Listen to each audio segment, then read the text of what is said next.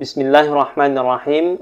Assalamualaikum warahmatullahi wabarakatuh. Alhamdulillah Rabbil Alamin. Wassalatu wassalamu ala ashrafil anbiya wal mursalin Muhammadin wa ala alihi wa sahbihi rasulillahi ajma'in wa man tabi'ahum bi ihsanin ila yaumiddin. Alhamdulillah, puji syukur kehadirat Allah Subhanahu wa ta'ala yang telah melimpahkan rahmat dan nikmatnya kepada kita semua. Salawat dan salam semoga senantiasa tercurahkan kepada Nabi kita, Nabi Muhammad sallallahu alaihi wasallam, kepada keluarga, para sahabat, dan kepada kita semua yang mudah-mudahan istiqomah mengikuti sunnah-sunnah beliau sampai pada hari kiamat nanti. Rekan-rekan mahasiswa sekalian, marilah kita awali perkuliahan kuliah akhlak pada hari ini dengan membaca basmalah. Bismillahirrahmanirrahim. Pada kesempatan kali ini saya akan menyampaikan materi akhlak seputar definisi akhlak, kemudian yang kedua sumber akhlak, yang ketiga ruang lingkup akhlak, yang keempat kedudukan dan keistimewaan akhlak dalam Islam, dan yang kelima, ciri-ciri akhlak dalam Islam.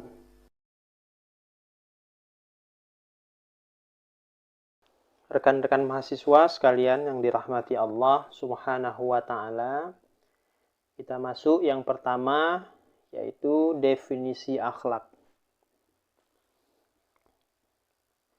Secara etimologis atau lughatan, akhlak itu berasal dari bahasa Arab, yaitu akhlak. Akhlak itu adalah bentuk jamak dari kata khuluq, yang berarti budi pekerti, perangai, tingkah laku, atau tabiat. Kata akhlak juga berasal dari kata khalaqa, yang artinya menciptakan. Seakar dengan kata khaliq, pencipta, makhluk yang diciptakan, dan khalq, penciptaan.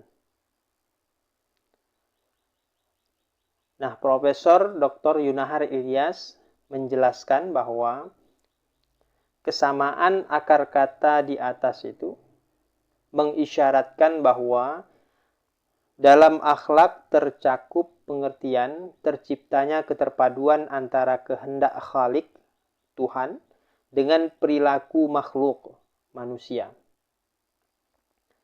Atau dengan kata lain, tata perilaku seseorang terhadap orang lain dan lingkungannya baru mengandung nilai akhlak yang hakiki, manakala tindakan atau perilaku tersebut didasarkan kepada kehendak Khalik, Tuhan.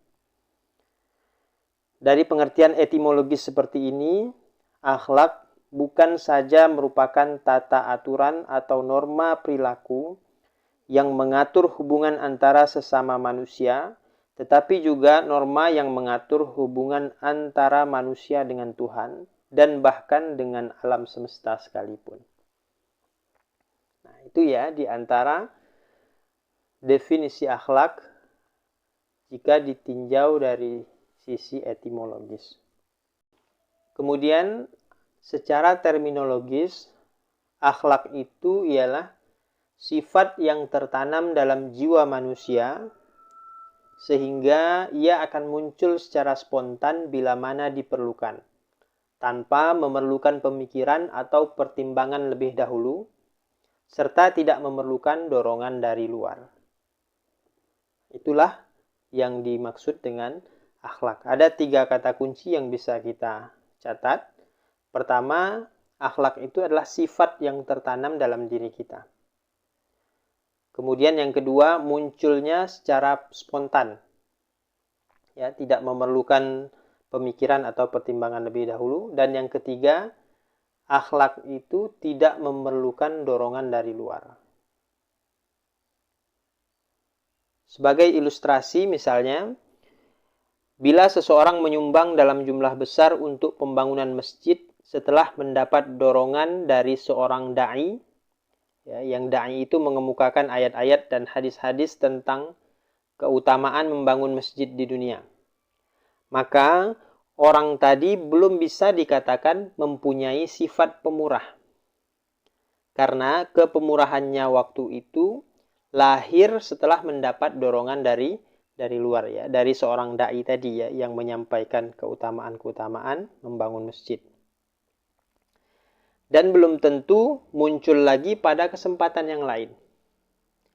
Boleh jadi tanpa dorongan seperti itu dia tidak akan menyumbang, atau kalaupun menyumbang hanya dalam jumlah sedikit. Tetapi manakala tidak ada dorongan pun dia tetap menyumbang, kapan dan dimanapun, barulah bisa dikatakan dia mempunyai sifat pemurah. Nah, begitulah ilustrasinya ya. Bagaimana akhlak itu ya harus muncul secara spontan. Nah, dari situ kita bisa memahami bahwa akhlak itu adalah suatu perbuatan yang itu kita kerjakan secara berulang-ulang ya, sehingga dia menjadi kebiasaan. Nah, ini perlu dilatih ya untuk mengembangkan sifat pemurah tadi. Ini perlu latihan panjang sehingga dia benar-benar menjadi suatu akhlak yang tertanam dalam diri kita. Jadi kalau masih membutuhkan dorongan dari luar, nah itu bukan akhlak yang melekat dalam diri kita. Oleh sebab itu, akhlak itu harus bersifat konstan, spontan, tidak temporer, dan tidak memerlukan pemikiran dan pertimbangan serta dorongan dari luar. Rekan-rekan mahasiswa sekalian yang dirahmati Allah Subhanahu wa taala, kita masuk yang kedua, yaitu sumber akhlak. Yang dimaksud dengan sumber akhlak itu ialah yang menjadi ukuran baik dan buruk atau mulia dan tercela. Sebagaimana keseluruhan ajaran Islam, sumber akhlak adalah Al-Quran dan Sunnah, bukan akal pikiran atau pandangan masyarakat tertentu. Karena akal pikiran atau pandangan masyarakat tertentu itu sifatnya masih relatif ya, jadi bisa benar, bisa juga salah. Sementara Al-Quran dan Sunnah itu kebenarannya mutlak, ya, tidak terbantahkan. Oleh sebab itu, dalam ajaran Islam, ya, dalam hal ini akhlak, tidak boleh mengambil sumber dari sesuatu yang sifatnya masih relatif. Oleh sebab itu, Al-Quran dan Sunnah itu harus dijadikan patokan utama ya dalam menentukan bahwa sesuatu itu dinilai baik atau buruk. Jadi mengambil ukurannya harus dari Al-Quran dan Sunnah. Ya, kalau Quran dan Sunnah menilai itu suatu sifat itu baik, maka ia menjadi baik. Sebaliknya, kalau Quran dan Sunnah menilai itu adalah satu sifat yang buruk, maka ia adalah sesuatu yang buruk. Kemudian yang ketiga, ruang lingkup akhlak. Nah, ruang lingkup akhlak itu luas sekali ya, mencakup seluruh aspek kehidupan kita. Baik itu secara vertikal dengan Allah Subhanahu wa taala maupun secara horizontal sesama makhluknya. Maka ruang lingkup akhlak itu dapat kita batasi menjadi pertama akhlak terhadap Allah Subhanahu wa taala. Kemudian yang kedua akhlak terhadap Rasulullah sallallahu alaihi wasallam. Yang ketiga akhlak pribadi. Yang keempat, akhlak dalam keluarga. Yang kelima, akhlak bermasyarakat. Dan yang keenam, akhlak bernegara. Insya Allah nanti di pertemuan selanjutnya akan kita bahas ya satu persatu dari ruang lingkup akhlak ini. Nah, kemudian yang keempat, kedudukan dan keistimewaan akhlak dalam Islam. Dalam keseluruhan ajaran Islam itu, akhlak menempati kedudukan yang istimewa dan sangat penting. Ya, beberapa di antaranya, yang pertama, Rasulullah SAW menempatkan penyempurnaan akhlak yang mulia sebagai misi pokok risalah Islam. Ya, sebagaimana dalam hadisnya disebutkan, innama bu'ithtu liutammima makarimal akhlaq. Sesungguhnya aku diutus untuk menyempurnakan akhlak yang mulia. Kemudian yang kedua, akhlak merupakan salah satu ajaran pokok dalam Islam. Sehingga Rasulullah SAW pernah mendefinisikan agama itu dengan akhlak yang baik. Diriwayatkan, ya, ada seseorang laki-laki bertanya kepada Rasulullah SAW, ya Rasulullah, mad-din? Wahai Rasulullah, apakah agama itu?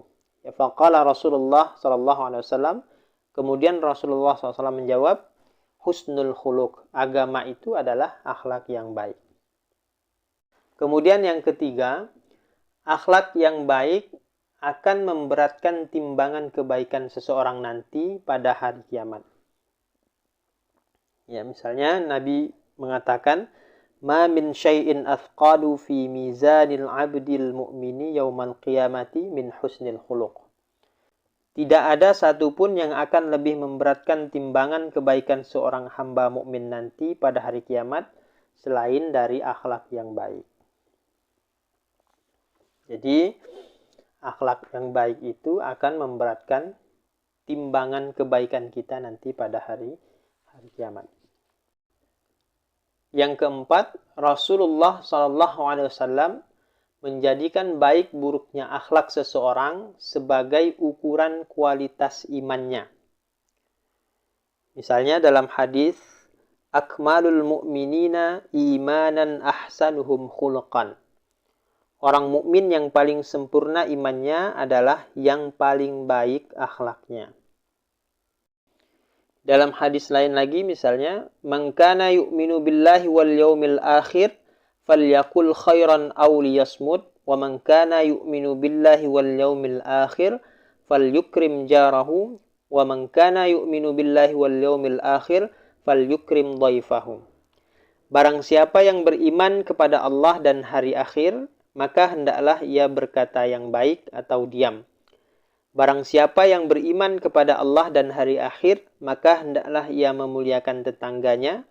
Barang siapa yang beriman kepada Allah dan hari akhir, maka hendaklah ia memuliakan tamunya. Nah, dari beberapa hadis itu tampak bahwa Rasulullah SAW mengaitkan, ya, antara akhlak yang baik itu dengan kualitas iman seseorang. Jadi kalau kualitas iman kita baik, maka akhlak pun akan baik.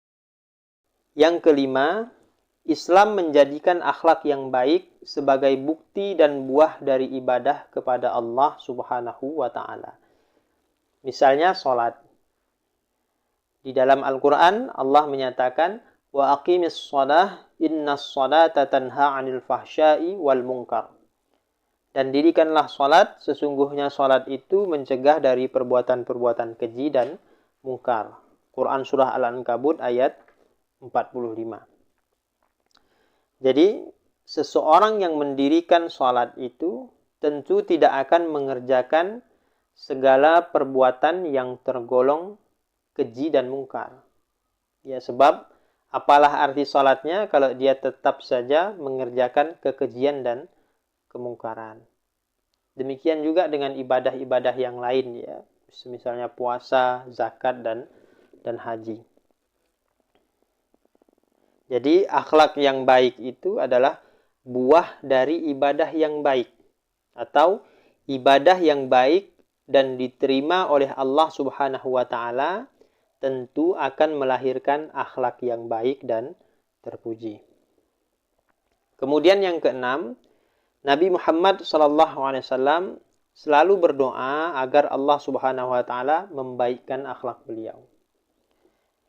Ya, salah satu doa beliau adalah Allahumma hdini li ahsanil akhlaq fa innahu la yahdi li ahsaniha illa anta.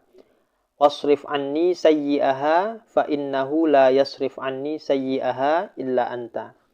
Ya Allah, tunjukilah aku jalan menuju akhlak yang baik, karena sesungguhnya tidak ada yang dapat memberi petunjuk menuju jalan yang lebih baik selain Engkau.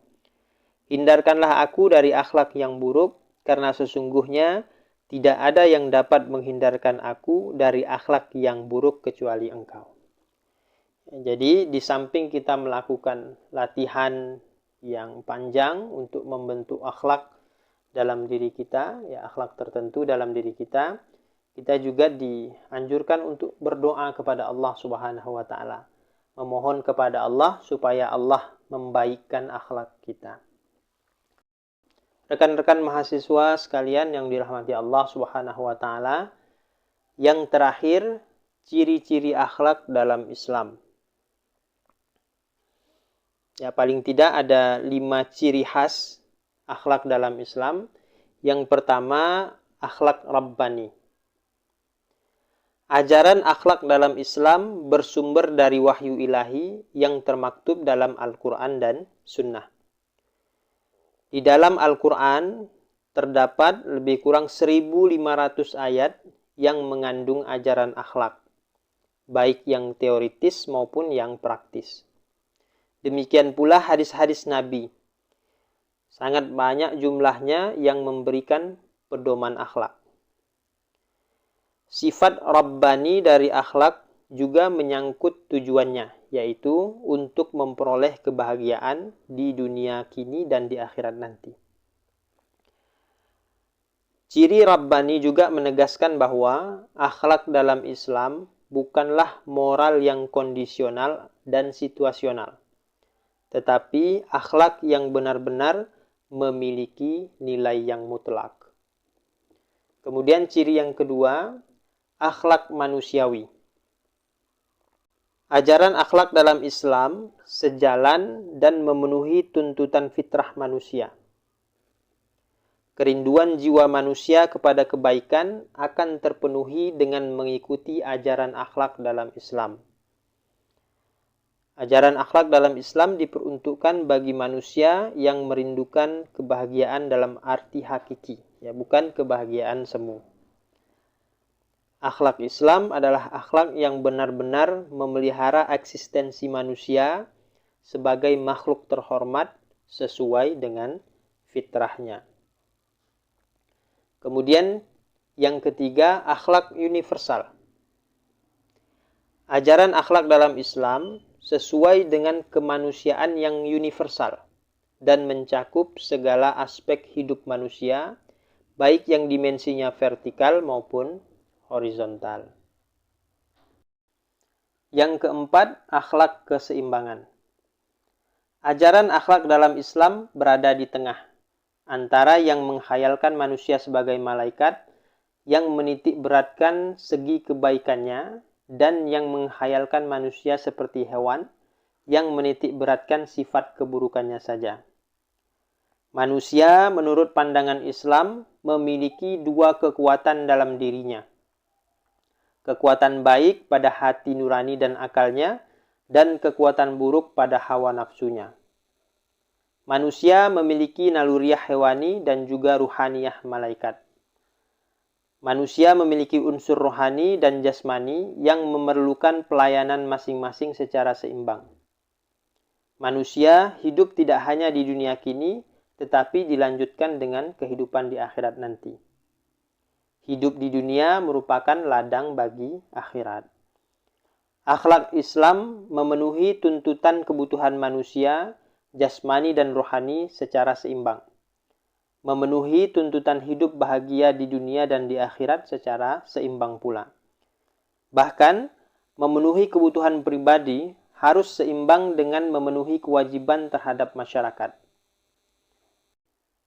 Dan yang kelima, akhlak realistik.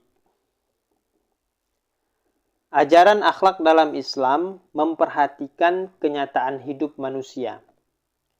Meskipun manusia telah dinyatakan sebagai makhluk yang memiliki kelebihan dibanding makhluk-makhluk yang lain, tetapi manusia mempunyai kelemahan-kelemahan, memiliki kecenderungan manusiawi dan berbagai macam kebutuhan material dan spiritual.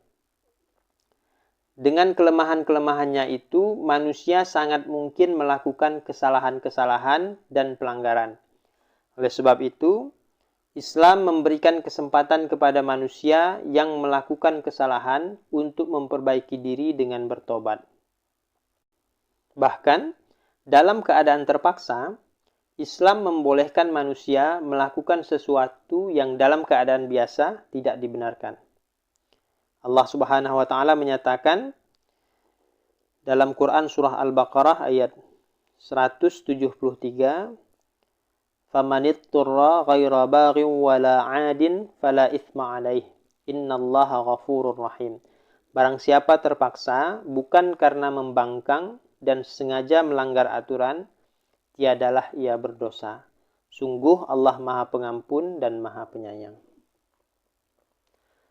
Rekan-rekan mahasiswa sekalian, demikianlah materi pada hari ini yang dapat saya sampaikan. Mudah-mudahan bermanfaat untuk kita semua. Saya akhiri billahi fisabilil haq fastabiqul khairat. Wassalamualaikum warahmatullahi wabarakatuh.